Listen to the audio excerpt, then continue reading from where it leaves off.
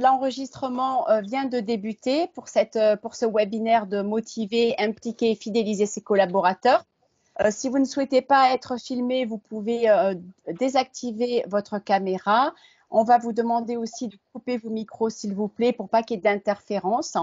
À tout moment durant le webinaire, vous pouvez poser des questions. N'hésitez pas. Donc, soit vous levez la main et Laurent va s'occuper de voir en fait qui souhaite intervenir. Vous pouvez aussi poser des questions dans le chat. Donc, c'est en haut à droite ou c'est en bas dans la petite bulle. Vous pouvez poser des questions avec grand plaisir. C'est ça qui fera aussi que notre webinaire sera riche de sens. Donc, on va débuter et puis on va débuter par les dames. Donc, Fanny, à vous la parole. Bonjour Fanny. Eh bien, bonjour à tous. Merci de m'accueillir. Donc, faut se présenter, hein, c'est ça, hein? Oui, s'il vous plaît. Oui, je voulais être sûre parce que vu que je l'ai déjà fait. Donc, du coup, je m'appelle Fanny Perrault, je suis directrice de salle du restaurant Johan Comte à Verret-du-Lac, au bord du lac d'Annecy. Et je gère la partie gastronomique, donc le restaurant 2 étoiles Michelin. Voilà. Je suis rentrée dans la maison depuis 4 ans et j'ai eu une belle évolution puisque je suis rentrée chef de rang, puis passée assistante maître d'hôtel, puis directrice de salle. Et il y a 2 ans, j'ai obtenu le titre de meilleure jeune directrice de salle au Goemio avec Denis Courtiade. Voilà. Bravo Fanny, quelle belle distinction, bravo. Alors on continue avec Cathy, je te laisse te présenter. Oui, bonjour Cathy. Je travaille chez Hôtellerie Française en tant que consultante. Je suis amenée à redynamiser les sociétés quand elles sont un petit peu en perte de mouvement d'exploitation. Et je travaille en collaboration avec Nicole et Laurane actuellement qui est en stage chez nous. Voilà, la période de confinement fait que on peut relancer pas mal de choses qui seront souvent mises en attente ou en sommeil, je sais pas comment on peut dire. Et donc là, avant la réouverture, je crois que le management prend toute sa place au niveau des conseils à mettre activement en route pour une meilleure efficacité dès la reprise. Super, merci Cathy. Laurane, on te laisse te présenter. Alors bonjour à tous. Donc on va commencer par mes études. Donc j'ai un BTS en restauration au lycée de Chamalières où j'ai eu Nicole Jouffret en tant que professeure. J'ai eu l'opportunité de faire plusieurs stages, donc au château de la Traîne en Dordogne. Et en première année de BTS, j'ai fait également un stage au Shangri-La au sein de l'Abeille avec Joseph Desserpris et Mathias Ménard. Donc c'était une expérience extraordinaire. Ensuite, j'ai poursuivi mes études à Lyon, cette fois en relations publiques et événementielles. Et donc aujourd'hui, je suis stagiaire en communication dans la société de Cathy et de Nicole. Merci beaucoup, Laurane. Alors, on continue. Jean-Pascal, comme c'est votre anniversaire, vous commencez par les premiers. Donc, Jean-Pascal, je suis directeur d'exploitation à la Chèvre d'Or depuis une dizaine d'années. Je me suis absenté 1 an et demi. J'ai un parcours somme toute assez classique. J'ai fait une école hôtelière à Avignon, j'ai eu un BEP hôtellerie-restauration et après j'ai travaillé quelques années. Je suis investi dans mon hôtel, et non, voilà, le management, c'est quelque chose de relativement intense, surtout en des périodes qu'on vit où on est tous relativement stressés. Voilà. Et j'ai commencé comme F&B à la Chèvre et j'en suis à directeur d'exploitation en à peu près 10 ans. Ouais. Merci beaucoup, Jean-Pascal. Alors, on continue. François, vous pouvez vous présenter, s'il vous plaît? Oui, bien sûr. Donc, moi, je m'appelle François Calves, j'ai 37 ans et je suis donc premier maître d'hôtel et sommelier à l'hôtel des Borilles à Gordes, dans le Vaucluse, dans le Luberon, pas très loin d'Avignon. Parcours aussi assez classique, étant originaire du Val-de-Loire, j'ai fait mes études et mon apprentissage là-bas. Et ensuite, voyager un petit peu partout en France. Et après, bon, à un moment, il faut se poser et le soleil me convient bien. Donc, ça fait quelques années que je suis dans le sud. C'est la 7e année au Bory.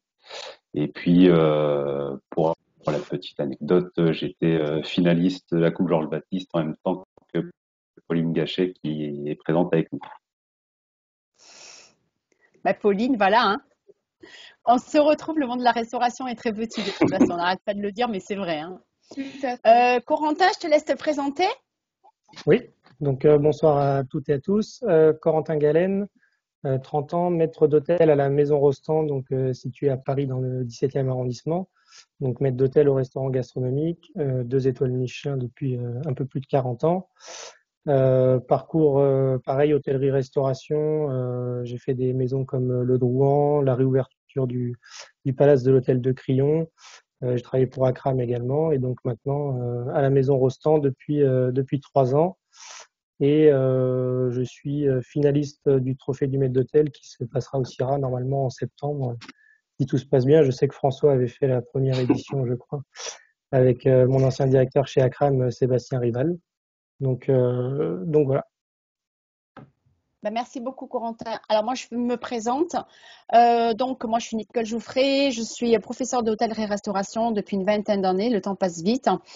Dernièrement, j'ai sorti un livre qui s'appelle Restaurateur et hôtelier, les clés de la réussite. Voilà, donc là, ben, je suis en pleine aussi promotion. Je travaille avec Cathy et Laurane dans le cadre d'une société de conseil et d'audit et de formation.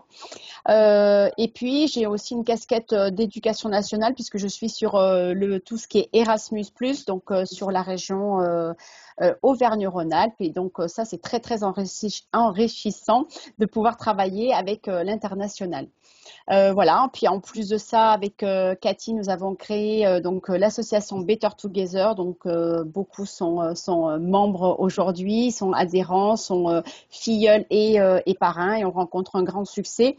Donc peut-être qu'on pourra juste un peu l'évoquer. Pourquoi justement on rencontre un grand succès? Je trouve que ça peut être aussi important de souligner ça. Donc, on va commencer par c'est quoi être un bon manager? Ben, moi, je vais donner un peu la parole à Corentin. Donc, qu'est-ce que c'est pour vous, pour toi, pardon, qu'est-ce que c'est que le management? Comment tu le perçois? Pour moi, être un bon manager, c'est d'abord impliquer ses équipes. Je pense qu'un bon manager, c'est quelqu'un qui sait tirer le meilleur de ses collaborateurs et de ses équipes. Donc, prendre les qualités de chacun de ses collaborateurs et les magnifier et faire que son équipe soit derrière lui et puisse en tirer le meilleur. Donc, je pense que c'est ça avant tout un très bon manager, c'est quelqu'un qui sait tirer la quintessence de ses équipes et de ses collaborateurs pour faire un excellent travail après au niveau de ses clients. D'accord.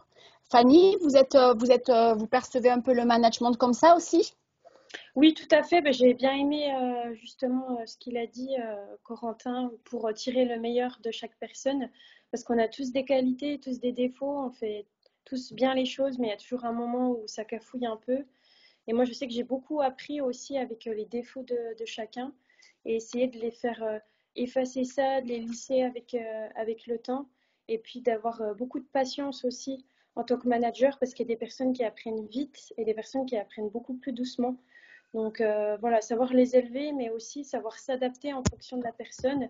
Moi, je sais que je parle pas de la même manière d'une personne à une autre, parce que les tempéraments, les caractères sont différents. Donc savoir s'adapter, être patient, voilà, si je peux ajouter ça de mon côté. Donc en fait, vous êtes en train aussi de nous dire que être un bon manager, c'est aussi savoir s'adapter à chacun, c'est ça? Selon moi, oui. Après, je peux comprendre que c'est pas la façon de travailler de tout le monde.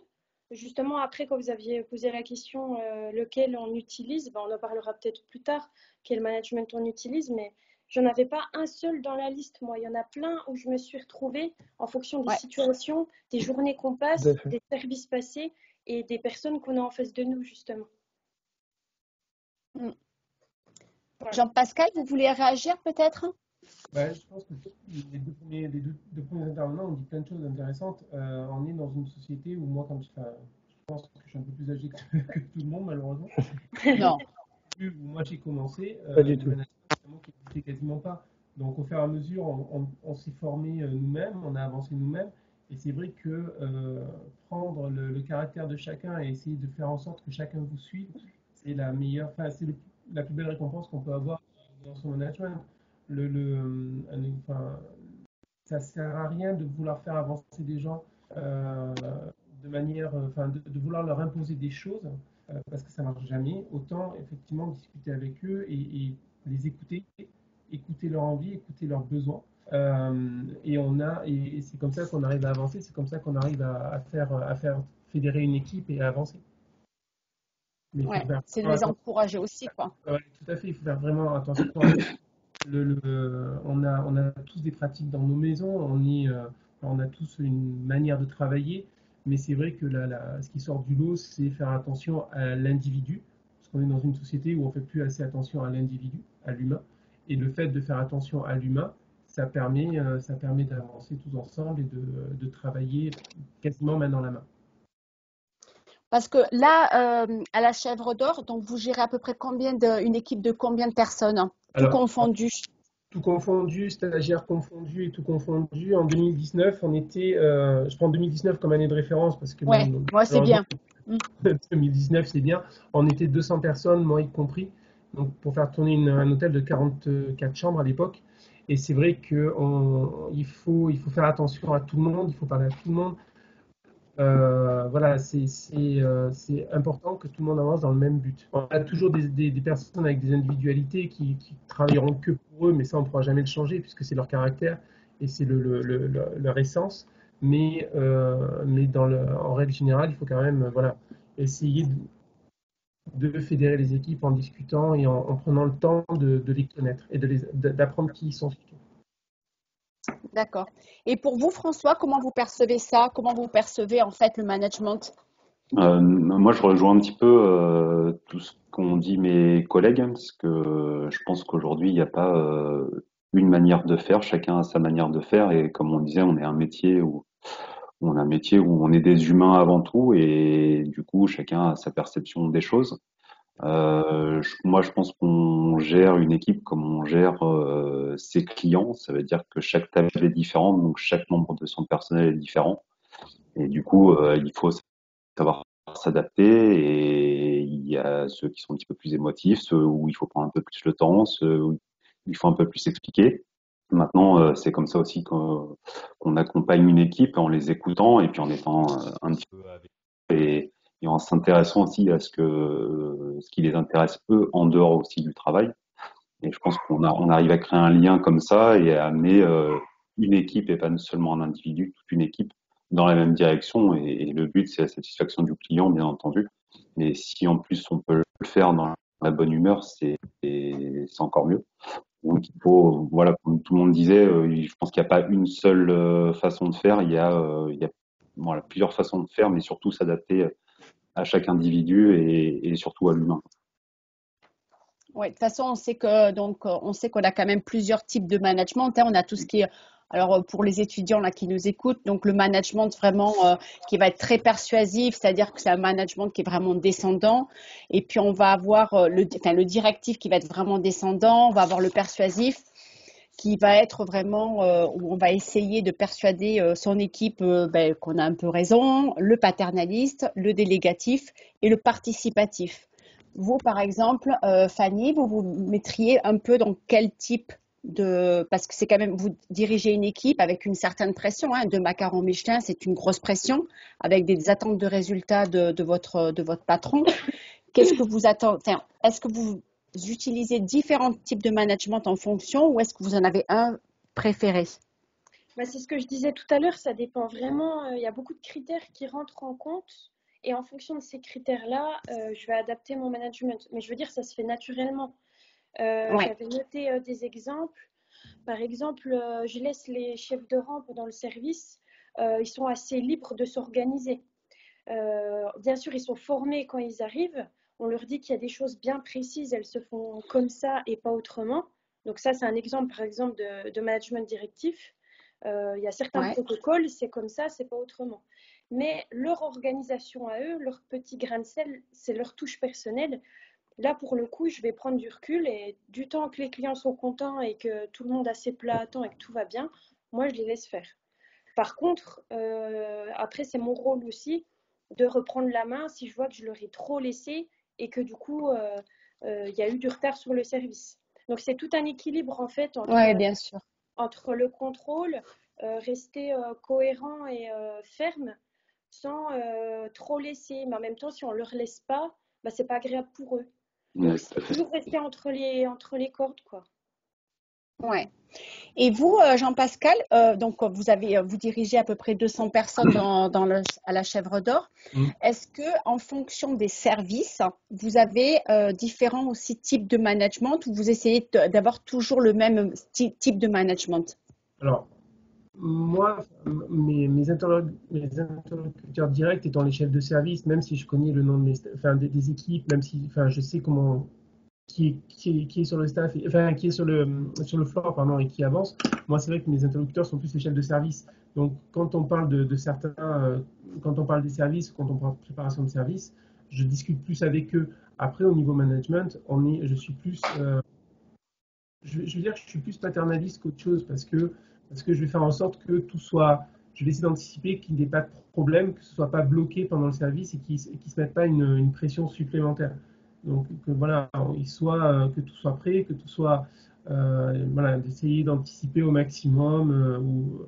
Après, c'est pas toujours bon non plus parce que ça peut être trop les infantiliser ou leur enlever des esprits d'initiative. Donc c'est vrai que il y a des choses que par moment je laisse un petit peu comme famille, je laisse passer des choses en disant voilà,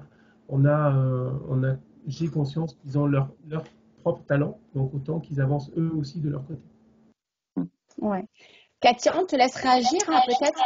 Oui, moi, je voulais savoir en fait si vous aviez été formé au management, parce que ça, c'est une école vraiment à part entière dans le cadre de plusieurs travails. Mais dans le milieu de l'hôtellerie-restauration, comment ça se passe? Est-ce que vous apprenez sur le tas ou est-ce que vous avez des vraies formations internes ou vraiment dans les écoles? Comment vous avez été formé à ça? Sur le tas. Ouais, sur le tas. Ouais. Vous faites tout au feeling et pour l'instant, ça se passe très bien. Moi, personnellement, j'ai fait une licence en management, mais il n'y en a que 2 en France. Elle s'appelle Management des unités de restauration. Oui, il y a beaucoup d'écoles de management, mais celle spécialisée en restauration, il y en a une à Grenoble, une à Montpellier. Et c'était très intéressant. J'ai beaucoup appris. Mais je ne sais pas si j'ai plus appris que sur le tas au final. Ah oui, forcément. Parce que je pense que sur le tas, pour le coup, c'est vraiment le plus formateur, quoi. Et après, il n'y a pas moyen d'avoir des formations justement par rapport au management. Bon, je sais que vous n'avez pas le temps. Ça prend énormément de temps. Ouais. 2020, on a eu le temps. Mais... Oui, vous avez eu le temps là. Là, on a eu du temps. Mais non, c'est pas quelque chose que vous recherchez forcément en fait, ce type de formation. Pour vous, c'est acquis, donc ça roule comme ça et non. Non, après moi, je sais que j'ai essayé de lire un peu des ouvrages là-dessus. Ouais. Je sais qu'il y a un livre que j'aime bien, qui est un livre de Rachel Chantal, qui s'appelle Luxe et élégance, et qui revient sur un peu le management des équipes et face aux clients et face à ses collaborateurs. Donc il y a des ouvrages comme ça qui existent, mais après c'est vrai que pour être formé, il faut avoir le temps, etc. Donc c'est un petit peu plus compliqué. Donc je pense que c'est plus soit dans le milieu professionnel et donc sur le tas, soit c'est une recherche personnelle après si on a besoin d'outils ou quoi que ce soit. Et est-ce que vous ne pensez pas qu'au niveau de vos postes où vous êtes arrivé aujourd'hui, vous n'étiez pas manager de toute façon dans l'âme, donc tout le monde ne peut pas avoir ce type de poste? Et donc c'est là où justement, comment dire, il y a un vrai caractère de leader, je pense, déjà à la base. François là-dessus. On peut pas quelqu'un qui est un petit peu sur la retenue. Alors après, on peut travailler un petit peu sur la manière d'être et essayer de pousser un petit peu la machine, comme on dit, mais c'est vrai que je pense que c'est quelque chose qu'on a en soi et du coup, au fur et à mesure, on se forme sur le terrain par rapport à nos différentes expériences, par rapport aux différentes personnes rencontrées. Après, après, ça vient pas tout seul non plus, mais il faut une grosse remise en question aussi parce que rien n'est acquis et il faut savoir aussi faire évoluer son management et pas rester sur ses acquis. Donc, je pense que c'est quelque chose qu'on a à la base. Oui. Ouais. Ok. Alors, on a une question de Lego. On a une question. Ouais. Oui, bien sûr. Est-ce que vous ne pensez pas que l'absence d'inclusion de nouvelles techniques comme le management agile dans les cafés, hôtels, restaurants n'est pas un facteur de fort turnover? Est-ce que vous voulez que je répète la question? Management agile? Non, j'ai pas entendu le mot. Ouais, Oui, répète, management agile. Laurent, s'il te plaît. Est-ce que vous ne pensez pas que l'absence d'inclusion de nouvelles techniques comme le management agile dans les cafés, hôtels, restaurants n'est pas un facteur de fort turnover? Mais qu'est-ce qu'il appelle le management agile? Ouais. Je comprends pas. Ouais, je sais pas ce que le management C'est agile non Rosane, plus. je crois, qui a posé cette question, non? Mm, Rosane, oui, oui. vous voulez intervenir? Ouais, en fait, l'hôtellerie-restauration, c'est quand même une hiérarchie extrêmement verticale. Et c'est aussi le secteur d'activité où on trouve le plus d'Y et de Z. Donc de très jeunes collaborateurs. Et dans les autres secteurs d'activité, notamment les nouvelles technologies, etc., on travaille beaucoup le management agile, c'est-à-dire le management par projet, la co-construction, etc. Et il se trouve quand même que le milieu aussi des CHR, c'est là où il y a le plus de turnover parce que les jeunes sont quand même de plus en plus réfractaires au management très vertical. Donc, du coup, est-ce qu'il n'y a pas un besoin de repenser le management? En hôtellerie-restauration, vous voulez dire, Rosane, c'est ça? Oui. Ouais, surtout. Moi, je pense qu'on est sorti un petit peu de ce côté hiérarchique, justement. Alors, il y a forcément, comme on dit, un chef, et parce qu'il est dans toutes les entreprises, n'importe quel corps de métier, il en faut un. Mais par contre, je pense que ça a évolué dans le sens où, contrairement à ce qui se faisait avant, on ne fait pas, enfin, l'équipe ne fait pas juste qu'appliquer ce qui se dit entre guillemets au-dessus. Je pense que tout le monde participe un petit peu et que le management d'aujourd'hui, c'est une équipe, et savoir s'entourer et faire partie quand même de cette équipe. Pas être juste au-dessus et dire il faut faire ça, ça, ça. Et je pense que là-dessus, le management en hôtellerie a évolué. Le turnover, je pense qu'il est dû à autre chose que la verticalité du management.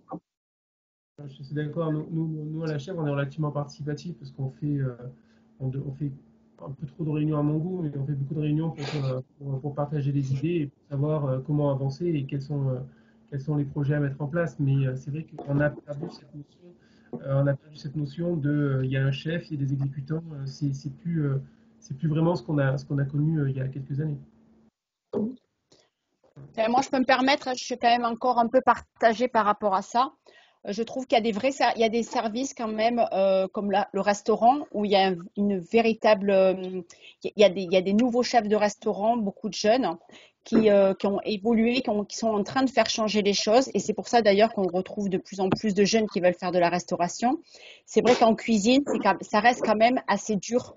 En termes de management, on n'a pas de chef cuisinier ce soir, c'est un peu dommage, mais bon, je trouve quand même qu'en cuisine, c'est quand même difficile que les jeunes continuent, je parle pour les jeunes, continuent à vouloir faire ça parce qu'on a encore beaucoup de médiatisation autour de ce métier-là.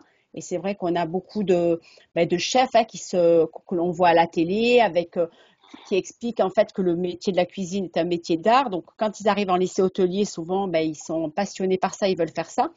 Mais c'est vrai quand même que en termes de management, je trouve qu'il y a eu un véritable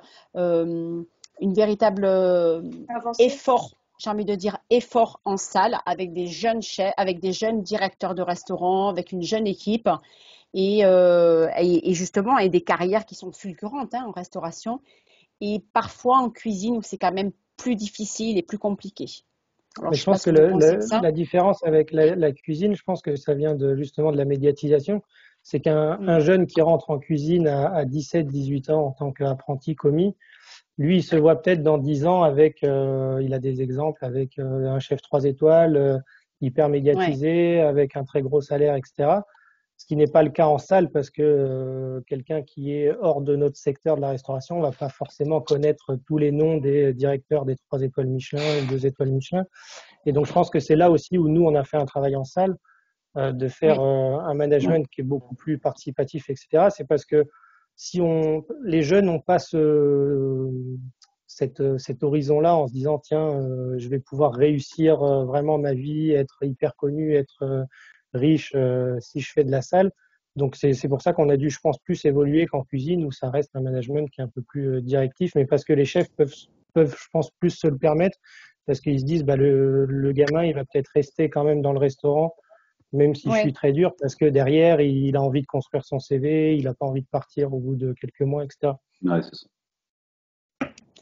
Après, je pense que le turnover, bon, on va pas parler de ça parce que c'est pas vraiment le thème, enfin le thème, enfin quoique si, mais le turnover, il est aussi dû aux horaires, aux personnes Bien qui ne sûr, veulent plus, Exactement. bien accepter sûr. de travailler les week-ends pendant les jours fériés, etc., etc. Donc ça, c'est sûr que c'est un peu compliqué pour les jeunes aujourd'hui de pouvoir continuer quoi, avec des salaires. Donc peut-être qu'il y a une question aussi de salaire là-dedans. Donc, mais ça fera pas peut-être partie de notre webinaire. Qu'est-ce que vous en pensez, ça, Jean-Pascal, de ça? Non, mais je pense que vous avez, enfin, c'est assez vrai. Après, on a des constantes dans les entretiens d'embauche où les premières questions, c'est jour de repos, salaire, et après, on voit ce qu'il en est.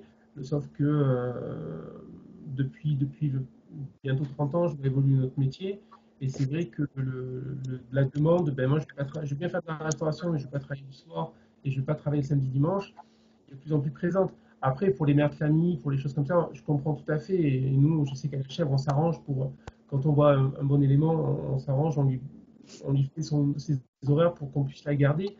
Mais par contre, c'est vrai en début de carrière, on ne peut pas non plus demander n'importe quoi. Et il faut quand même rester réaliste. Donc effectivement, le turnover dans notre métier est relativement présent suite à tout ça. Ouais. Alors, on va juste continuer. Justement, je pense que le management commence déjà par accueillir un collaborateur. Donc, comment on accueille? Donc, souvent, on a tous commencé par être stagiaire. Et je vais un peu laisser la parole à Laurane, qui va un peu nous expliquer aussi comment elle a été accueillie. Donc, bon, certains savent que j'ai dirigé le bureau des stages pendant de nombreuses années au lycée de Chamalières, avec des entreprises qui étaient vraiment investies et puis avec un vrai souhait de former les élèves, et puis d'autres parfois, et c'est quand même encore beaucoup le cas, où c'est plus compliqué dans l'accueil, je parle, hein, pas forcément dans la formation. Laurane, on te laisse la parole peut-être? Oui. Oui. Alors, attendez, voilà. Donc du coup, j'ai eu comme première expérience, donc c'était à ma mise à niveau, sur un stage de découverte de 4 mois.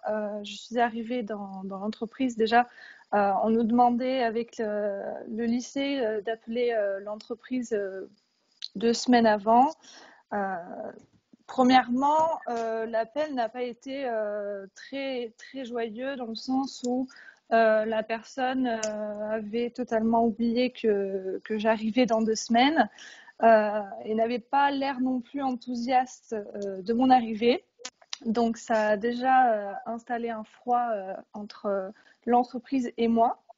Donc, j'ai commencé à avoir beaucoup d'appréhension sur ce stage avant même d'y être. D'où l'intérêt de, quand on est au téléphone, d'avoir le sourire, d'être joyeux entre guillemets, parce que on ressent comment est une voix même à travers un téléphone.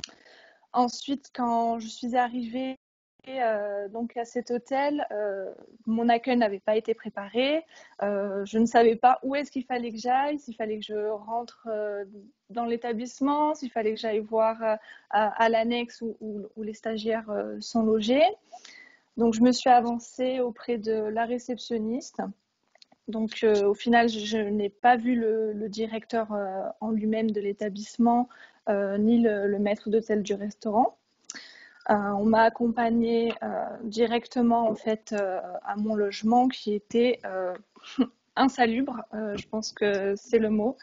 Je crois que j'ai jamais vu un endroit aussi sale de ma vie. J'avais même très peur de dormir à cet endroit, et même du coup en fait quand j'ai eu le planning de ma semaine et que je commençais seulement le lendemain soir, autant vous dire que je suis directement rentrée chez moi. J'ai fait 1h30 de route juste pour dormir dans un endroit sain et propre. Donc ça a bien commencé, on va dire, l'ouverture de mon stage entre guillemets. Donc je souligne vraiment l'importance qu'il y a d'accueillir un stagiaire ou même un stagiaire ou un personnel qui arrive tout de suite, parce que en fait, ça donne une très mauvaise image de l'entreprise et on ne se sent pas du tout accueilli ni bien. Au final, on a plus la boule au ventre d'aller travailler qu'avoir la joie et de vouloir partager nos savoir-faire, etc. Donc, c'est vraiment dommage de négliger l'accueil d'un collaborateur. Après, je te laisse parler du Shangri-La peut-être, parce que oui, par rapport à l'accueil que tu as pu recevoir. J'en venais justement, à contrario avec le Shangri-La, donc c'est un palace parisien dans le 16e arrondissement. J'ai été mais très très bien accueillie. À la différence, c'est que voilà, j'ai déjà été prévenue un mois à l'avance que j'allais avoir une formation de 3 jours avec tous les autres stagiaires de l'établissement. Donc on a eu une visite de l'établissement, on a eu un livret d'accueil, on a eu des exercices aussi à faire pour les plaintes clients, par exemple, des petits dossiers qui nous ont été remis. J'en garde d'ailleurs un très bon souvenir du coup, puisque c'est du papier, donc c'est toujours sympa à revoir et à feuilleter. Et ensuite, à la fin de notre formation, on a eu le droit d'avoir un repas à la Bohénia, donc la brasserie du restaurant, avec le directeur F&B qui était Marc Dursault. Voilà, donc c'était un moment qui était sympathique à vivre et vraiment très détente et très ouvert à autre chose que l'hôtellerie-restauration. Ok. Merci beaucoup, Laurent, pour ce témoignage. Fanny, quand vous recevez des nouveaux collaborateurs, par exemple, ou des stagiaires, à quoi vous vous attachez? Qu'est-ce qui est important pour vous? Est-ce que c'est pas important? Est-ce que laisser aux gens de rentrer par eux-mêmes dans l'entreprise? Est-ce que vous pouvez un peu nous dire, hein? Donner au moins des conseils, en fait, donner des conseils, par exemple. Alors, je sais que pour nous, le recrutement des stagiaires, ça se fait en plusieurs étapes. Donc, soit on échange dans un premier temps par mail ou par téléphone. Et après, moi, je leur donne le numéro de l'assistante de direction qui, elle, va gérer tout ce qui est logement. Moi, personnellement, je ne gère pas ça. C'est des logements qui sont partagés entre les stagiaires et les employés. Bien sûr, il y a des cautions qui sont prises au début, caution des clés et caution des logements. Chose qu'on ne demandait pas au début et je pense qu'on a pu être surpris de voir, je pense, des choses comme, je ne sais plus votre prénom, la jeune fille. Laurane, pardon. Voilà, donc je pense que ça s'est retrouvé à des états lamentables également. Et depuis qu'on demande des chèques de caution, bah forcément, dès que ça parle d'argent, les gens ont peur. Donc là, quand on retourne dans les appartements, c'est respecté. Donc moi, je trouve ça tout à fait normal qu'il faut un minimum d'hygiène. Alors oui, on ne peut pas offrir du grand luxe à des employés comme à des stagiaires, mais il faut quand même que ce soit un minimum propre et voilà, des salles de bain propres et pas qu'il y ait des punaises de lit, ou je peux comprendre.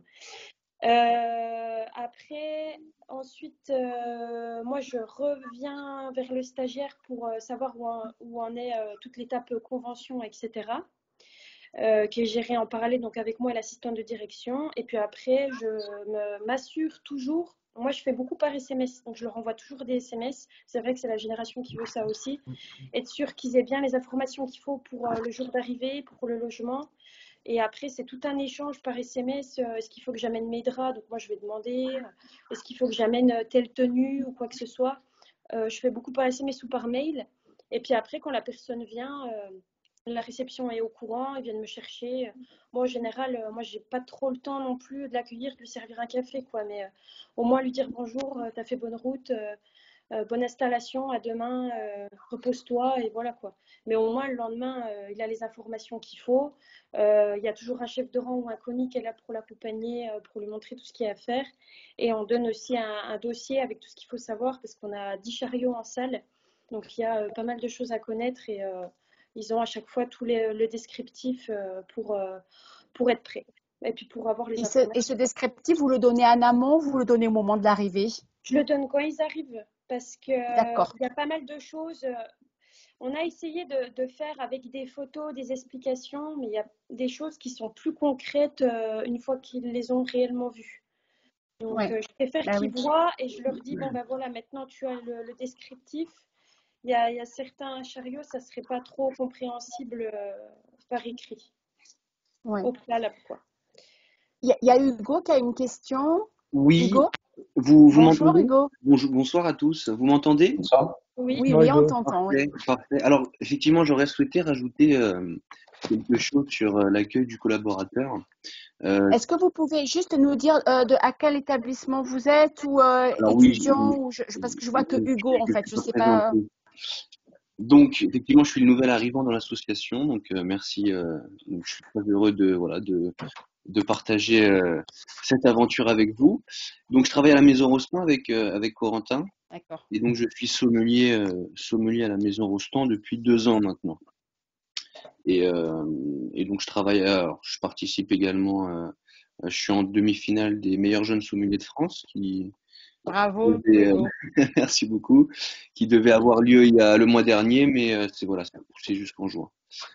Et donc, je voudrais revenir sur une expérience qui m'est arrivée enfin un mois et à Corentin l'année dernière, sur l'accueil d'une stagiaire en fait. Et donc, alors c'est une expérience qui s'est pas très bien passée puisque la stagiaire est restée un mois dans l'équipe. Et en fait, c'est quelque chose qui m'a marqué énormément. Alors, on a eu affaire à une personne, à une étudiante assez fragile, assez sensible. Et donc, c'est vrai alors, j'étais pas en charge d'elle, bien entendu, mais j'ai travaillé avec elle.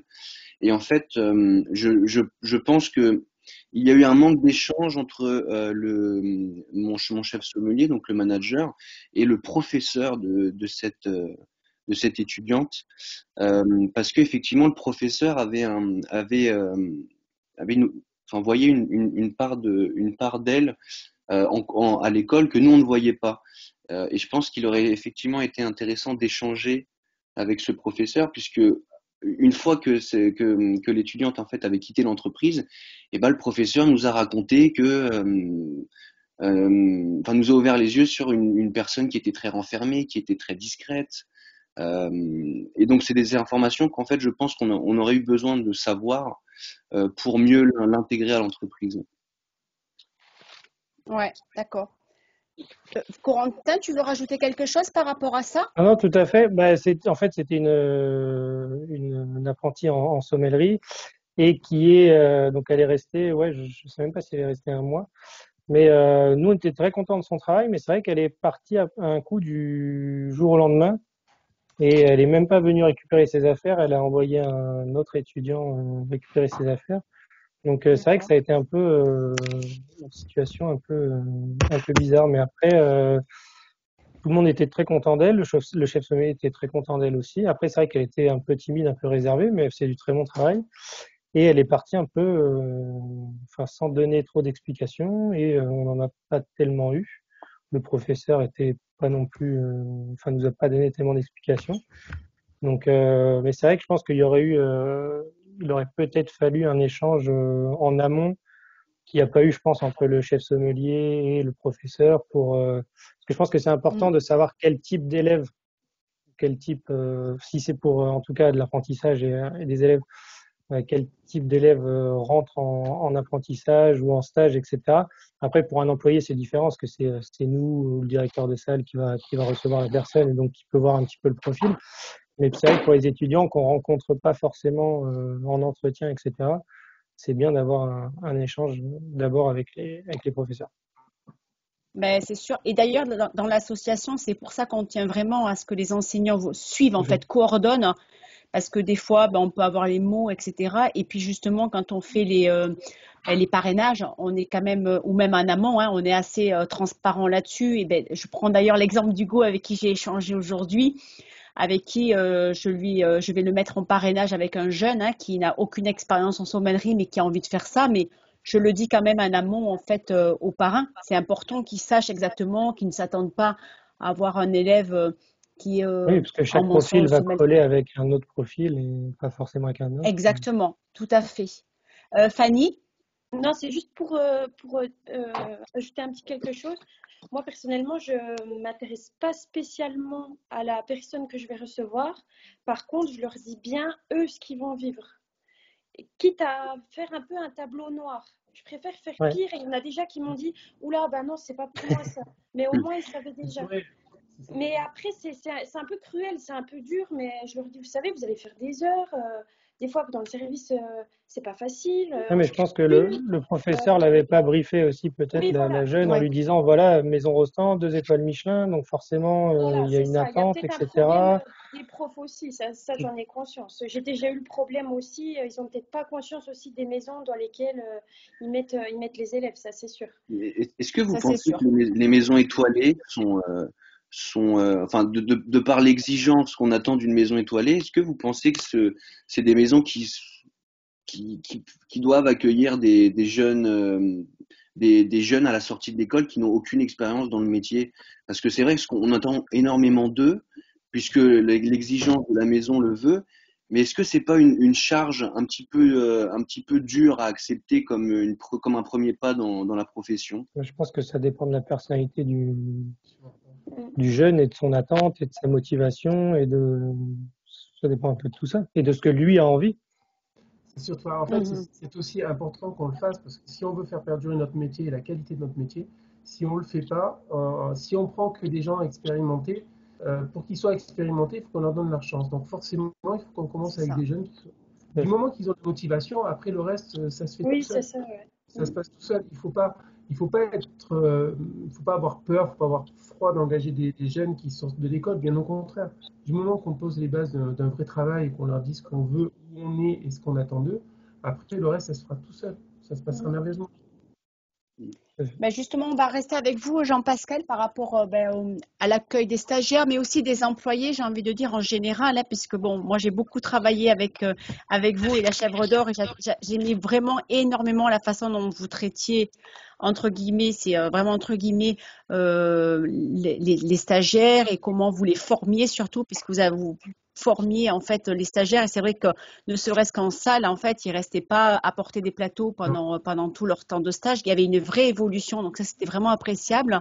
Est-ce que vous pouvez nous donner, par exemple, des exemples, enfin, à quoi vous vous attachez pour accueillir les stagiaires et les collaborateurs en général? Alors, je commence par les stagiaires en premier. Les stagiaires passent entre guillemets tous dans mes mains. C'est-à-dire que le premier contact se fait avec moi. Donc, mon process est très simple, c'est que je fais un entretien Skype téléphonique avec eux.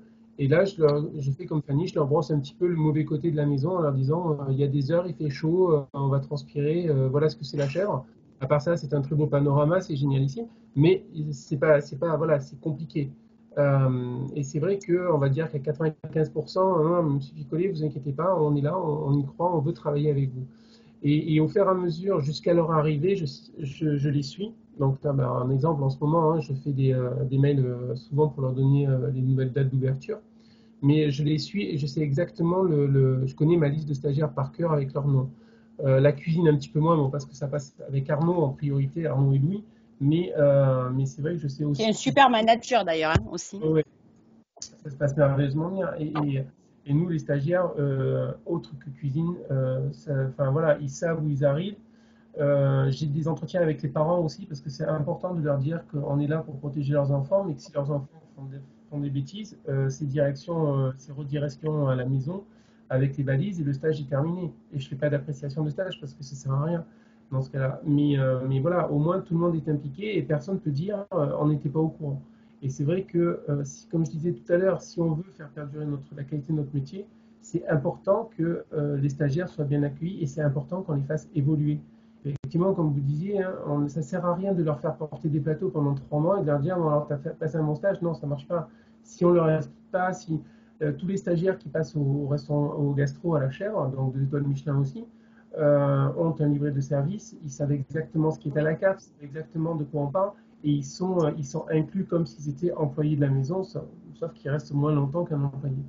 Et au niveau des collaborateurs, je ne fais pas le recrutement de tout ce qui est chef de rang, etc., parce j'ai mes chefs de service pour ça. Par contre, je sais exactement qui est embauché. Donc, le jour de leur arrivée, dès que je vois une nouvelle tête, je peux déjà les appeler par leur prénom et leur dire bienvenue. Et ça, c'est vrai que c'est important parce que c'est se sentir reconnu et se sentir bien accueilli. Donc, à ce niveau-là, je pense qu'on a une politique qui n'est pas trop mauvaise. on a quelqu'un qui est en charge du logement, donc lui fait le suivi avant l'arrivée en envoyant 15 jours, 3 semaines avant, aux stagiaires ou même aux nouvel employé un mail leur disant voilà, vous avez besoin d'apporter ça, ça, ça et ça. Vous avez une caution de 20 euros pour les clés, vous avez une caution de, je crois, 150 euros pour l'appartement. Tout est rendu à la fin du contrat, que ce soit stagiaire ou employé.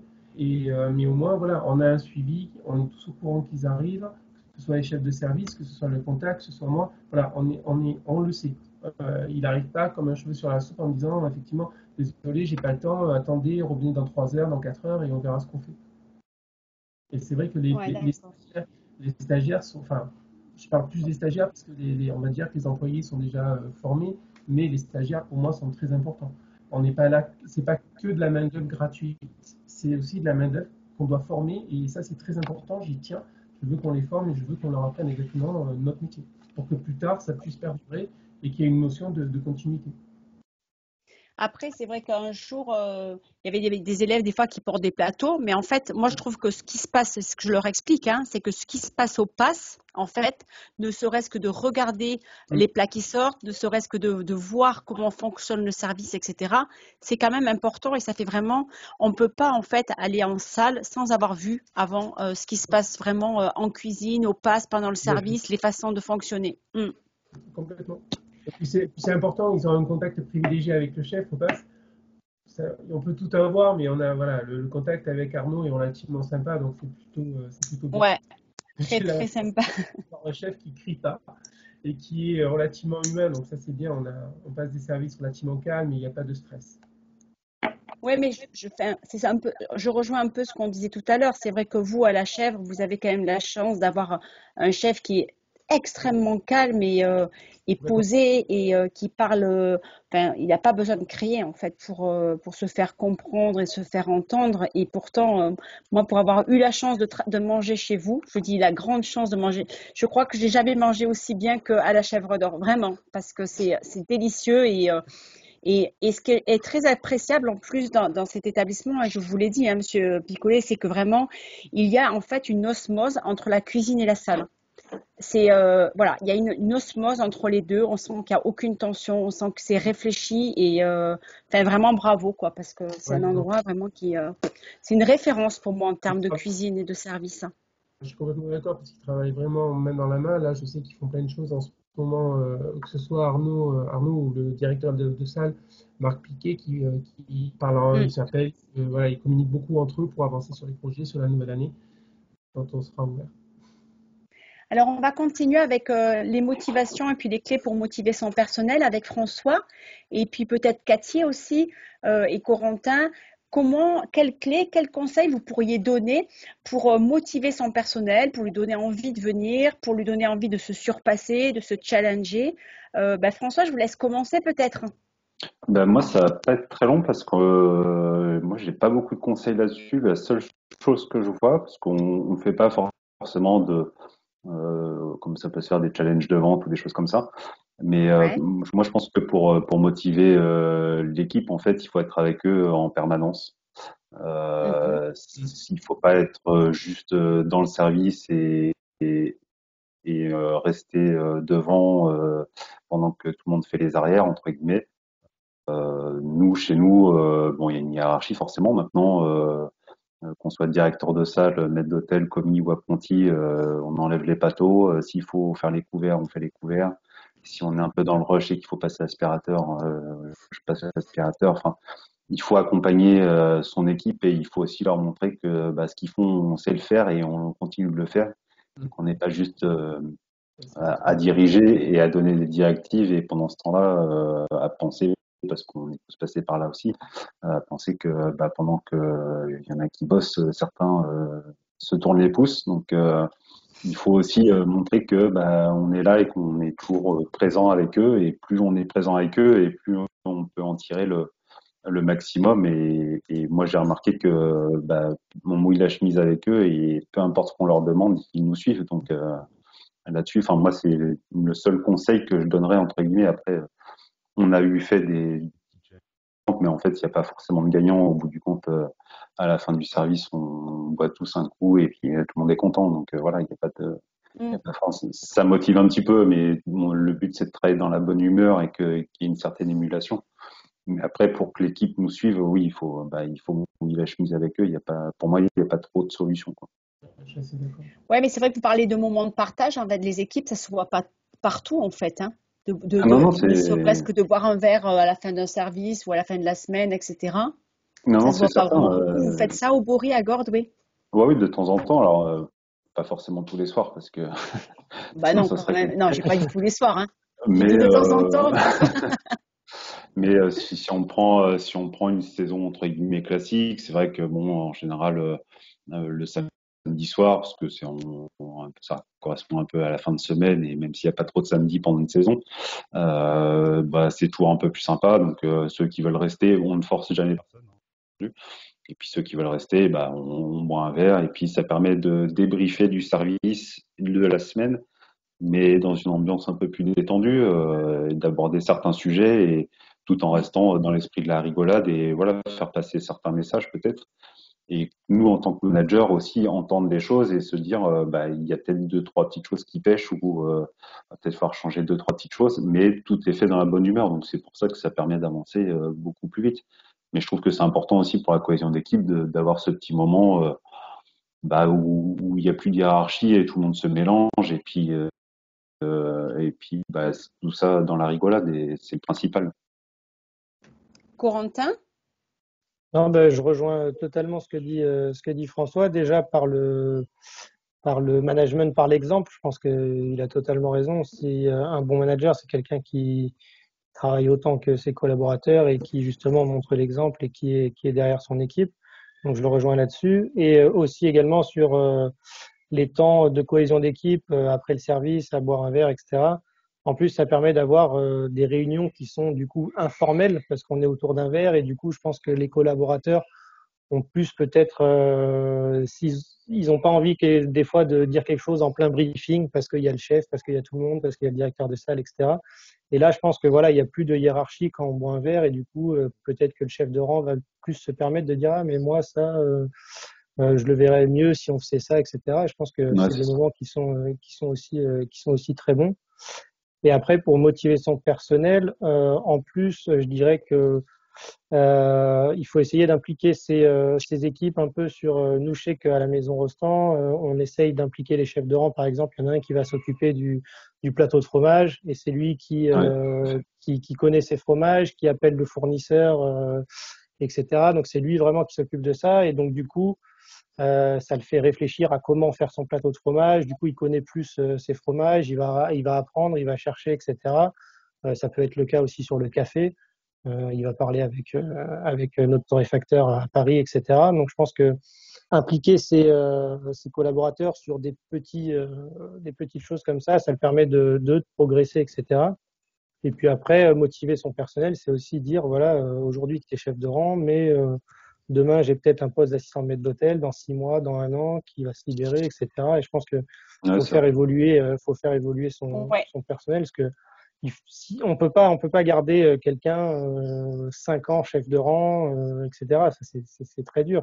Si la personne est motivée et a envie d'aller plus loin, on va pas pouvoir la garder 3-4 ans. Donc c'est soit on le fait évoluer, soit il va partir. Donc je pense que c'est bien de faire évoluer un peu ces équipes comme ça. Ouais. Et Cathy, tu voudrais rajouter quelque chose par rapport à la motivation, à trouver des solutions pour qu'est-ce qu'on pourrait proposer pour mieux, pardon, excuse-moi, pour mieux motiver, je t'ai pas entendu, pardon. Je disais que déjà le fait de créer une osmose de travail, que tout le monde soit en fait interchangeable et multitâche, ça me paraît évident, parce que déjà il faut motiver les troupes, et puis il n'y a pas de sous-métier dans le métier quoi qu'il arrive, donc ça il faut que tout le monde l'apprenne dès le départ, dès l'intégration de la personne dans l'entreprise. Et au niveau de la motivation, moi je suis pas trop pour les challenges, parce que je trouve ça, alors c'est pas forcément dénigrant, mais c'est toujours celui qui veut faire le mieux. Donc ça peut créer vite un petit écart entre, voilà, comme on disait tout à l'heure, il y a des caractères qui des fois sont plus sensibles que d'autres, et c'est pas forcément adapté à tout le monde. Par contre, le fait de se retrouver dans un cadre un peu hors contexte, bon, certes dans l'établissement, mais boire un verre, Ça me paraît aussi indispensable pour toujours créer ce mouvement un petit peu de groupe, une cohésion, et voilà, de débriefer de la saison, de la soirée, sur ce qui était bien, pas bien, et éventuellement trouver des solutions, mais tous ensemble, parce que je pense qu'aussi que si les équipes apportent des idées, ça les motive aussi de voir qu'on les écoute et que ils sont pas juste là pour servir. Et c'est vachement enrichissant dans les deux sens, parce que toujours l'œil nouveau apporte toujours quelque chose. Quand on a la tête dans le guidon, on voit pas forcément ce qui va et ce qui va pas. Et ça peut toujours apporter quelque chose pour justement continuer à mieux travailler ensemble. Mais bien sûr, oui, ça, c'est sûr. ça dépend des caractères. Il y en a qui sont pas faits pour ça, c'est toujours pareil. Mais ça, après, ça fait le tri tout seul. Donc voilà. Mais la cohésion, pour moi, c'est imparable. Laurent, tu veux intervenir? Oui, je voulais ajouter par rapport à l'expérience que j'ai eue au Shangri-La à l'abeille avec le directeur Joseph Desserpris pour la motivation. On avait une sorte de rituel, c'est que à chaque service, avant chaque service, il y avait un briefing. Donc, on avait quoi? On parlait du taux d'occupation de l'hôtel, du restaurant. On parlait aussi des actualités qu'il y avait dans le monde entier. On instaurait chacun un jour une personne qui devait soit raconter une blague, soit raconter une charade, des petites choses comme ça pour détendre le personnel, mais aussi pour un peu pour sortir de cette bulle de service, de se voir, voilà, aujourd'hui je vais au restaurant, je fais mon travail, je sers et je m'en vais. C'est vraiment pour créer une cohésion d'équipe. Après, Cathy parlait des challenges qui pouvaient du coup casser, entre guillemets, Vous le aviez le côté... guéridon challenge, non, à l'abbaye? Oui, voilà, c'est ça. Il y avait le Guéridon Challenge le samedi avec les flambages. Et on avait aussi tous les vendredis soirs un atelier découverte que le personnel passait une fois par semaine sur le produit qu'il souhaitait. Donc en fait, le but c'était que tous ensemble on puisse débattre sur un produit. On avait on avait des questions sur tel ou tel produit et en fait c'était vraiment centré sur l'apprentissage en plus des services. C'était sortir entre guillemets de la routine comme disait Joseph et c'était vraiment, je trouvais ça vraiment super sympa. Il y avait un plus vraiment, avec le recul maintenant, Laurent, ou pas? Il y avait un plus à faire ça, par exemple, ou pas? Ah oui, oui, complètement, parce que en fait, au final, on a grandi notre culture gastronomique Oui. à faire des dégustations de produits, et donc c'est toujours intéressant à prendre. On a fait aussi, par exemple, le restaurant prenait le caviar chez la Maison Caviari à Paris. Et on a pu, toute l'équipe, se rendre dans la maison et on a fait une dégustation de caviar. On a eu l'histoire de la Maison Caviari et c'est vraiment quelque chose autre de se voir aussi en dehors du restaurant. Et moi, je trouve que c'est très important de devoir faire des activités autres que le service dans un restaurant. C'est ça fidélise énormément les collaborateurs entre eux. Fanny, je vous laisse la parole. Je crois que j'allais vous la laisser de toute façon. Allez-y. Fanny? Pardon, j'avais pas mis mon micro. Pardon, allez-y. Non, Comme vous n'avez pas votre... Je vous en prie, allez-y, Fanny. Du coup, je disais, quand il y a les stagiaires, souvent, nous, on prend beaucoup de BTS et de mise à niveau, donc on a une majorité de stagiaires l'été. Et souvent, quand ils rentrent en début d'été, on fait un petit concours de la personne qui vend le plus de bouteilles d'huile d'olive à la boutique, d'un café qui est très cher. En fait, on liste avec mes assistants les produits qu'il faut vraiment qu'on vende, qu'on mette en avant. Soit en boutique ou soit le petit challenge de vendre un digestif ou quelque chose comme ça. Et ils ont un petit cadeau à la fin de leur stage. Donc ça, je sais que ça avait super bien marché. On l'avait fait il y a 2 ans. Ça avait très très bien marché. Et on fait souvent des visites de producteurs ou de vignerons avec les sommeliers. Donc ça, pareil, c'est énorme. Ça, ouais, ça marche très très bien. On va voir les chocolatiers, on va voir les escargots, les vignerons, les caves du fromager. Surtout que nous, en Savoie, Haute-Savoie, on est très riche au niveau des visites. Donc on peut se faire plaisir. Et ça, je sais qu'autant stagiaires qu'employés, c'est très très motivant. Ouais, oui, c'est vrai que c'est les visites de vignobles, c'est vraiment sympa. Et puis, visite même d'agriculteurs, enfin, pas agriculteurs, mais de producteurs. Oui, voilà, tout à fait. Et puis après, c'est. Vous faites aussi Pardon. Non, je disais, après, c'est intéressant parce que des fois, je les entends parler justement en expliquant aux clients, nous, on est allé les voir, on a vu qu'ils faisaient comme ça. Et c'est rigolo comme ils en parlent aux clients, on dirait un enfant qui raconte une histoire, en fait. Mais du coup, je trouve ça rigolo et j'aime bien justement les intéresser là-dessus et qu'ils retransmettent ça aux clients. Ou ne serait-ce que de faire des dégustations ensemble. Corentin, je sais que vous faisiez des dégustations avec Hugo, c'est ça? Ouais, on en fait pas mal avec Hugo, justement parce que pour l'entraîner un peu à son concours de meilleur jeune sommelier de France, mais c'est hyper important. Et après, nous, les visites de producteurs vignerons étant à Paris, c'est vrai que c'est beaucoup plus compliqué parce qu'on est un peu loin de chaque terroir, etc. Et surtout, le problème à la Maison Rostand, c'est qu'on travaille 6 jours sur 7. Du lundi au samedi, avec des demi-journées de repos, etc. Mais c'est vrai que pour partir un jour ou 2 jours en vignoble ou chez les producteurs, c'est compliqué. Donc ça, c'est un peu un des points négatifs de la Maison Rostand, c'est que travaillant 6 jours sur 7, c'est très compliqué d'organiser ce genre de choses avec le personnel. Et en plus, on est une petite structure. On est 10-12 en salle, donc s'il manque un ou deux éléments, ça devient tout de suite très compliqué. Donc c'est un petit peu un point négatif là-dessus. Ce qui est dommage parce que c'est vrai que rencontrer les producteurs et les vignerons, c'est top. Non, j'en prie. Ouais. Bah oui. Après, vous pouvez les faire venir aussi ou pas du tout? Vous les faites venir ou pas du tout à la Maison Rostand? Ça arrive, on organise justement dîner vigneron, dîner producteur, où là, le producteur ou vigneron vient lors de la soirée et explique, lui, son travail aux clients, etc. Et donc ça, ça c'est top. D'accord. Je m'excuse, Dylan, vous aviez une question tout à l'heure et je ne vous ai pas laissé la parole. Est-ce que vous voulez intervenir? Oui, bonsoir à tous. Merci, bonsoir, Dylan. Et en même temps, bonjour à tous. Vous pouvez mettre votre caméra et juste vous présenter? Bien sûr. Bonsoir, Dylan. Bonsoir, Fanny. Alors, du coup, j'ai pu justement faire un stage avec Fanny, chez Johan Comte en Savoie pendant 3 mois. C'était il y a 3 ans, du coup, et j'ai pu participer au concours de vente que Fanny a organisé. Ah, super.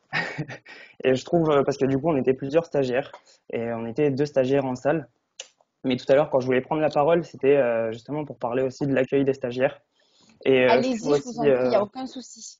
Je trouve important aussi de parler que c'est important aussi qu'avant d'aller en stage, par exemple, moi, c'était mon chef des travaux du lycée qui m'a parlé de chez Johan Comte en Savoie.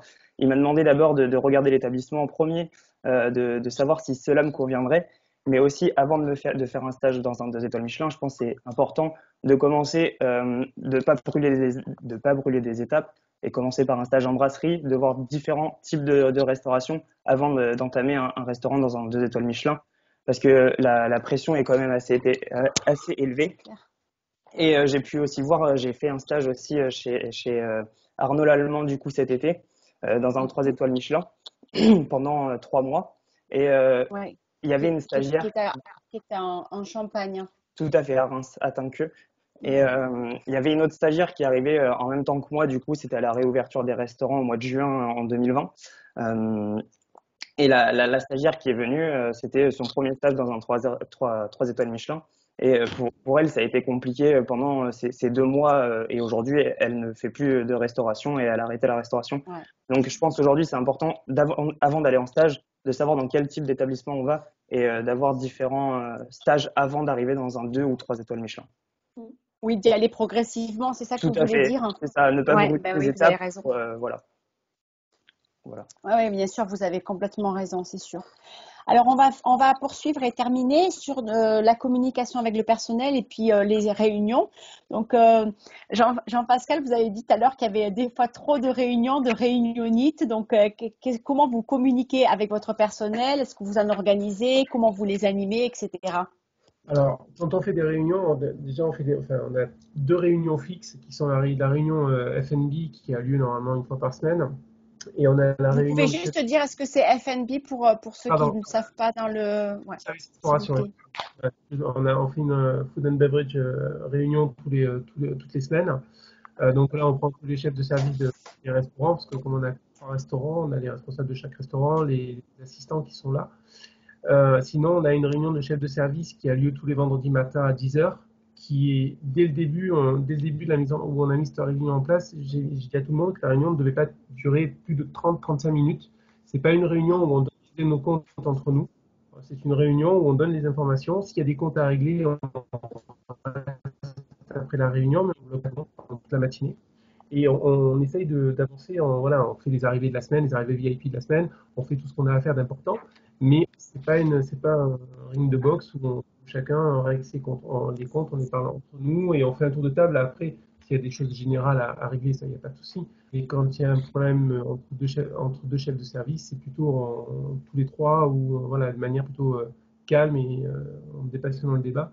Mais par contre, après, c'est vrai que par moment, on tombe un petit peu faire des réunions pour tout et pour rien. Et ça ne fait pas avancer. Au contraire, on n'est absolument pas productif et on n'est pas bon dans ce qu'on fait. Et après, quand il y a des communications importantes à faire, c'est lors du briefing où je passe dans chaque service, où j'annonce ce qui est annoncé. Ou voilà, l'année dernière, quand on a annoncé que juste avant le confinement, on a annoncé qu'on fermait l'hôtel avant qu'il y ait les annonces officielles. Je passais dans chaque service, expliquer ce que ça serait, pourquoi, parce que. Mais au moins, on passe enfin, je passe et on discute et voilà, il y a une annonce officielle entre guillemets de fait. C'est pas des réunions à bloquer tout le monde tout le temps. Non, voilà, on va faire ça, ça et ça. Voilà. Ouais, d'accord. Et vous fonctionnez sous forme d'affiches de service. Excusez-moi, j'ai plus le terme exact, mais est-ce que vous avez des réunions? Est-ce que vous recevez vos collaborateurs? Est-ce que vous avez des entretiens avec vos collaborateurs, avec vos stagiaires ou pas du tout? Régulièrement. Vous êtes trop nombreux pour faire ça. Non. Alors, pas pour tout le monde, mais en fait, pour tout ce qui est réunion, tout le monde reçoit un compte rendu de réunion après chaque réunion, comme ça chacun sait ce qui a été dit. Premièrement. Deuxièmement, moi, je reçois mes chefs de service qui, en entretien pour ce qui se passe, enfin, ce dont on doit discuter ensemble, eux s'occupent par contre de toutes leurs équipes, ce qui est plus logique. Il me faut remonter chaque personne. Donc, je sais à peu près la situation de chaque employé dans la maison, même si c'est pas communiqué directement avec lui. Après, s'il y a des choses où il faut que je parle avec les membres d'équipe, oui, ça par contre, c'est dans mon bureau, tranquillement, voilà, sans pression, sans rien. C'est pas, voilà, on discute, on discute sur table et on essaye d'avancer tous ensemble. Ouais, d'accord. Et les stagiaires, Pour vous, François... Oui, pardon. Les stagiaires, je reste quand même leur interlocuteur privilégié. Oui, bien sûr. Oui, avec leur chef de service et leur tuteur. Voilà, vous savez, bien sûr. dans les conventions, vous saviez que c'était mon nom qui apparaissait et que c'est forcément moi leur principal. Mais je le mettais systématiquement votre nom en fait. Je ne sais pas pourquoi. Je mettais votre nom tout le temps. Voilà. C'était la facilité pour moi. Je gérais 500 élèves, donc je sais que Chèvre d'Or, c'était M. Piccoli. Voilà. Voilà. Alors François, on vous laisse poursuivre là au niveau de la motivation, des réunions. Comment ça se passe dans votre établissement? Nous, on fait pas beaucoup de réunions parce qu'on n'a pas forcément beaucoup de temps et par rapport aux différents plannings et à la présence de chacun dans l'établissement à l'instant T, c'est un peu compliqué. On a forcément les informations dont on a besoin. Par exemple, si c'est la réception nous transmet l'information, on arrive toujours à trouver 5-10 minutes pour en parler. Là-dessus, il n'y a pas de problème, même s'il y a des choses à mettre en place rapidement, on trouve toujours un moment. Après, Sur l'équipe de salle pure et dure, il y a un briefing qui est fait. On parle plus du service du soir parce que c'est vrai que le midi, c'est de la restauration un petit peu plus décontractée, donc bon, c'est moins entre guillemets moins organisé, mais enfin si je peux dire ça. Après sur le service du soir, il y a un briefing où on annonce ce qu'on a annoncé, l'organisation de service, etc. Des informations, ça peut être un client important ou ne serait-ce que le changement d'heure ou des choses comme ça, hein, pour que personne n'oublie. Et après, chacun a un temps de parole entre guillemets s'il y a quelque chose à dire. Et bien entendu, on raconte pas sa vie, mais s'il y a une problématique à soulever ou une petite information à donner, chacun est libre, personne là-dessus. Bien entendu, après, on évite que ça s'étale parce qu'il y a quand même le service derrière. Et ça, c'est des choses, par contre, qu'on va reprendre plutôt en débriefing. S'il y a besoin de quoi que ce soit ou s'il faut discuter de quoi que ce soit, on n'hésite pas à s'asseoir autour d'une table en fin de service et en discuter. Et s'il faut en discuter 1 heure, on en discute 1 heure, c'est pas un problème. Mais autrement, non, il n'y a pas forcément de réunion fixe ou quoi que ce soit. On arrive à trouver cette organisation-là où justement on va à l'essentiel de l'information et je rejoins Monsieur Picolet là-dessus, c'est que des réunions de chefs de service qui s'étalent pour ne rien dire, on en a tous connu. Ouais. Et je trouve que ce système des fois c'est un peu compliqué, parce qu'il faut vraiment être condensé dans les informations. Mais si on arrive à se regrouper à un moment donné pour se donner les informations, mais l'essentiel, personne ne perd de temps et chacun enregistre la bonne information et du coup ensuite dispatché dans son service. Mais c'est vrai que voilà, on n'a pas spécialement de réunion et nous le gros rendez-vous entre guillemets de l'équipe, c'est sur le service du soir. D'accord. Corentin, comment vous motivez, enfin comment vous communiquez, pardon, comment tu communiques avec ton équipe, est-ce que vous avez des réunions, pas du tout, avec les autres chefs de service, comment ça se passe? Alors nous, donc la maison Rostand, on n'a que le restaurant gastronomique, donc il n'y a pas forcément d'autres services, disons. Mais après, les réunions qui peuvent exister, c'est entre le chef, Excuse-moi, le maître je d'hôtel. parlais de cuisine, etc. Oui, voilà, cuisine, par exemple. il y a des Pardon. réunions avec le chef, les maîtres d'hôtel, le chef sommelier, donc un petit peu les postes à responsabilité. Par exemple sur un changement de carte, etc. Donc ça, il y a des réunions, mais qui sont pas quotidiennes, etc. C'est vraiment pour des occasions, disons extraordinaires entre guillemets, des changements de carte ou des choses qui sont mal passées, etc. Donc il peut y avoir des réunions là-dessus. Et sinon, comme François, nous on a un briefing avant chaque service, donc midi et soir, qui dure, voilà, faut pas que ça excède 10 minutes, un quart d'heure, et où on met les choses en place. Voilà, donc les tables VIP qui vont arriver. S'il y a des changements de vin au verre sur la carte, le chef sommelier prend la parole. S'il y a un plat du jour, par exemple, le midi, le chef l'explique, etc. On essaye de poser des questions aussi aux apprentis, aux chefs de rang pour voir s'ils ont bien assimilé le plat, etc. Donc il y a un briefing avant chaque service où les choses importantes sont données pour que le service se déroule bien. Et c'est un moment hyper important, je pense, le briefing en restauration étoilée, parce que si quelqu'un écoute pas au briefing, c'est là où pas mal d'erreurs arrivent lors du service. Tu peux donner des exemples, par exemple, pour les étudiants qui n'ont jamais fait des étoilés ou même pour les professionnels, d'exemples de points, d'anecdotes sur les tables VIP, par exemple. Qu'est-ce que vous soulignez de très important, par exemple?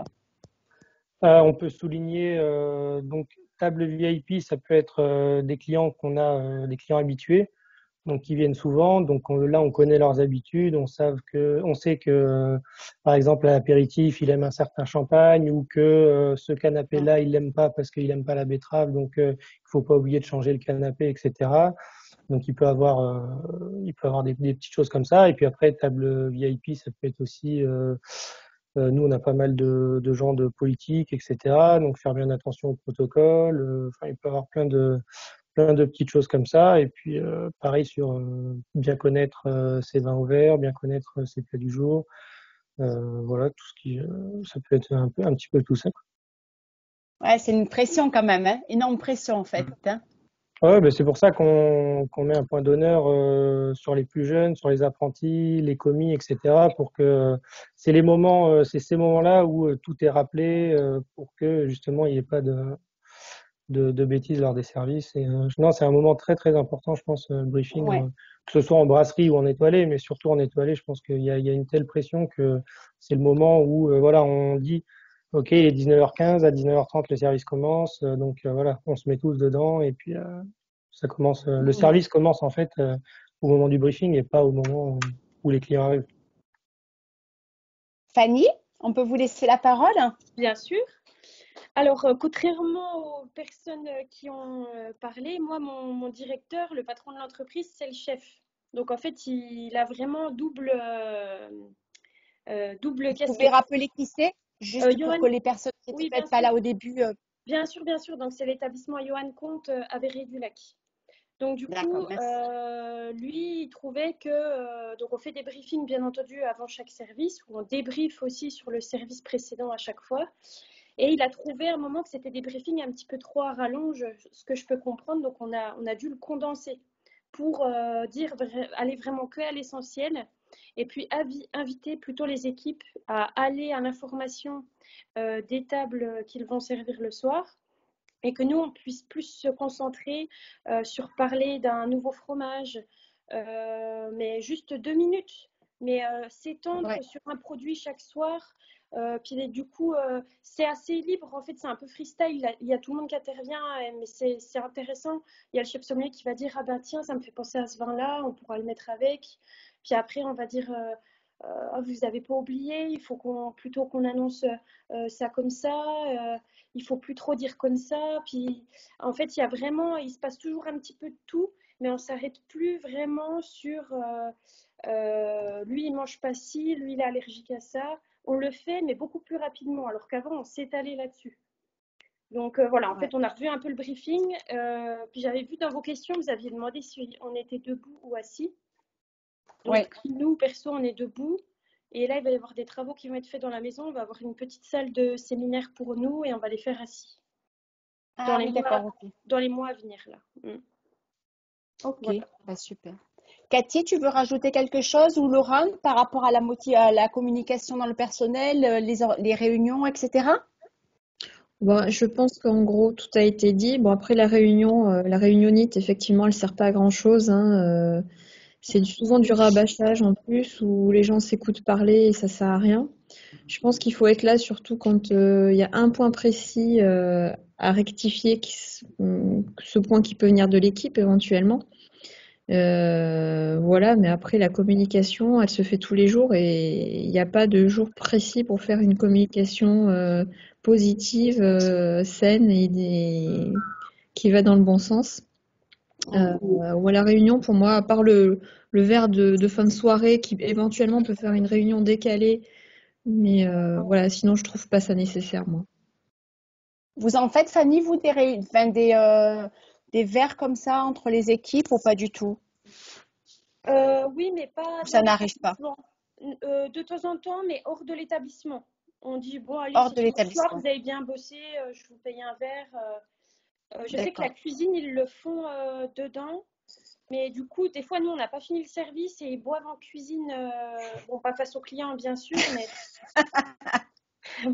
du coup, Ça arrive oui, aussi. non, mais moi, j'aime pas ça ils parce que finissent du coup, plus nous, tôt, on c'est n'a pas sûr. fini. Ben oui. Et puis, après, c'est comme ça, ils finissent avant nous. Mais du coup, nous, les équipes regardent. Bon, bah, ok, ils boivent des coups. Et du coup, moi, je veux pas que d'autres personnes se disent ça. Donc, je préfère qu'on aille boire en dehors de l'établissement. Mais après, c'est pas régulier, c'est de temps en temps. C'est pas à la fin de chaque semaine. Et voilà. Ok, ben merci beaucoup. Alors, est-ce que quelqu'un veut rajouter quelque chose par rapport à son expérience? Est-ce qu'il a des questions à poser à nos intervenants ou pas? Laurent, je te laisse regarder si quelqu'un a des questions, si quelqu'un veut intervenir. Allez-y, il n'y a pas de mauvaises questions. Bon. Ben, on va vous laisser. Donc, on va vous laisser. Merci mille fois. Donc, le prochain webinaire aura lieu le 1er mai pour la fête du travail. et on va avoir des intervenants qui vont présenter leur métier, des métiers pour avoir fait des études d'hôtellerie, qui vont présenter des métiers plus ou moins originaux, comme devenir commercial par exemple, steward, etc. Donc ça sera le 1er mai, puis ça sera diffusé de toute façon sur les réseaux. Jeudi soir à 20h30, on va faire notre deuxième poste culturel et gastronomique. Donc j'espère qu'on vous aura encore nombreux parce que ça a eu un grand succès. Donc merci beaucoup à vous et puis à très bientôt. Merci Fanny, merci François, merci Corentin, merci Jean-Pascal, merci Laurane, merci Cathy. Merci à tous. Voilà, à très bientôt et puis passez un bon week-end, une belle soirée. Merci à vous aussi. Bonne soirée à vous. À bientôt, au revoir. Bonne soirée, au revoir.